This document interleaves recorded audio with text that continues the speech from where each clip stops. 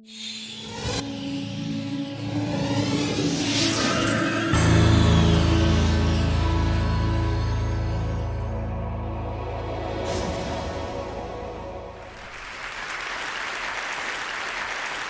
was only 4 years old when I saw my mother load a washing machine for the very first time in her life. That was a great day for my mother. My mother and father had been saving money for years to be able to buy that machine. And the first day it was going to be used, even Grandma was invited to see the machine. And Grandma was even more excited. Throughout her life, she had been heating water with firewood, and she had hand-washed laundry for 7 children. And now she was going to watch electricity do that work. My mother carefully opened the door, and she loaded the laundry into the machine, like this. And then when she closed the door, Grandma said, no, let me push the button. And Grandma pushed the button, and she said, oh, fantastic, I want to see this, give me a share, I want to see it. And she sat down in front of the machine, and she watched the entire washing program. She was mesmerized. To my grandmother, the washing machine was a miracle. Today, in Sweden and other rich countries, people are using so many different machines. Look, the homes are full of machines. I can't even name them all, you know. And they also, when they want to travel, they use flying machines that can take them to remote destinations. And yet in the world, there are so many people who still heat the water on fire, and they cook their food on fire. Sometimes they don't even have enough food. And they live below the poverty line. There are 2 billion fellow human beings who live on less than $2 a day. And the richest people over there, that's 1 billion people, and they live above what I call the airline. Because they have spent more than $80 a day, you know, on their consumption.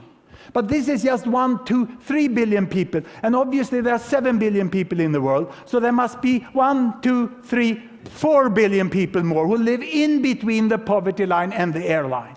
They have electricity. But the question is, how many have washing machines? I've done a scrutiny of market data, and I found that indeed the washing machine has penetrated below the airline, and today there's an additional 1 billion people up there who live above the wash line. And they consume for more than $40 per day.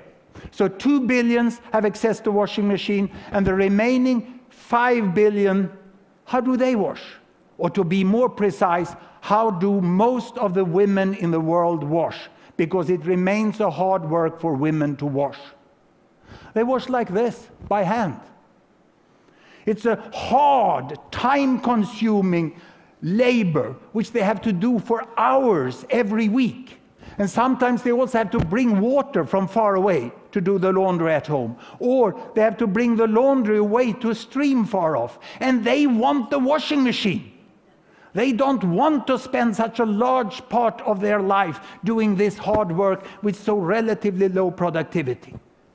And there's nothing different in their wish than it was for my grandma. Look here, 2 generations ago in Sweden, picking water from the stream, heating with firewood, and washing like that.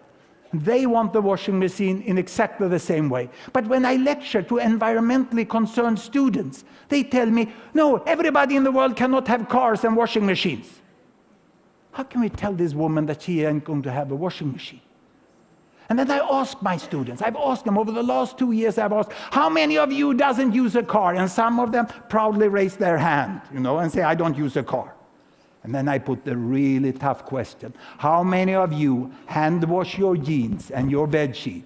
And no one raised their hand. Even the hardcore in the green movement use washing machine. So how come something that everyone uses and they think others will not stop it? What is special with this? I had to do an analysis about the energy use in the world. Here we are. Look here. You see the 7 billion people up there? The air people, the wash people, the bulb people, and the fire people. One unit like this is an energy unit of fossil fuel, oil, coal, or gas. That's what most of the electricity and the energy in the world is. And it's 12 units used in the entire world. And the richest 1 billion, they use 6 of them. Half of the energy is used by 1/7 of the world population. And these ones who have washing machine, but not the house full of other machines, they use 2. And this group use 3, 1 each. And they just have electricity. And over there, they don't even use 1 each of them. That makes 12 of them.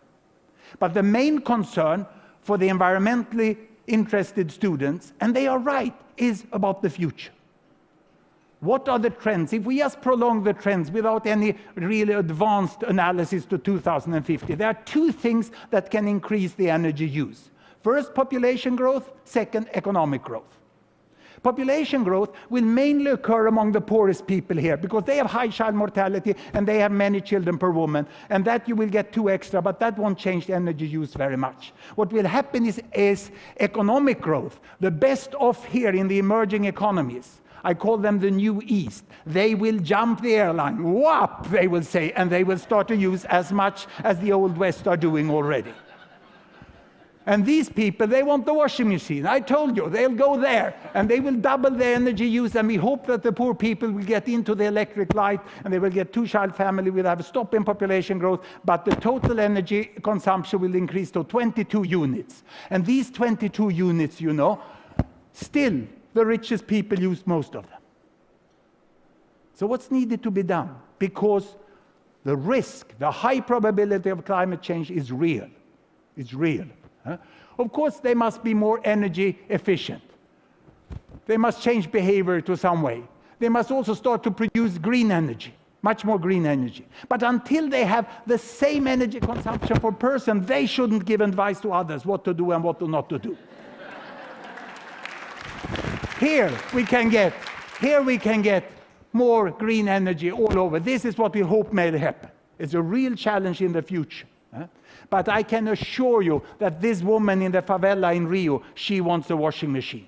She's very happy about her Minister of Energy that provided electricity to everyone. So happy that she even voted for her, you know. And she became Dilma Rousseff, the president-elect of one of the biggest democracies in the world, you know, moving from Minister of Energy to president. If you have democracy, people will vote for washing machines. They love them. And what's the magic with them?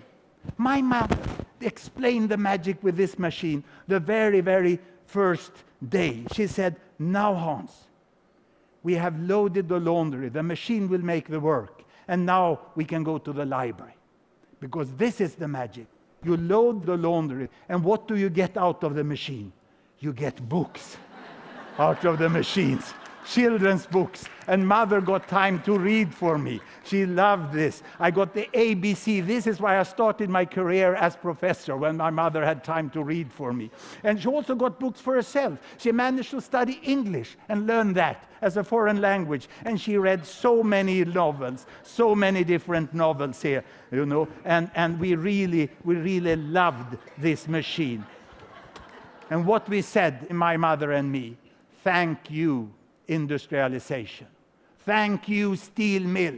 Thank you, power station. And thank you, chemical processing industry that gave us time to read books. Thank you very much.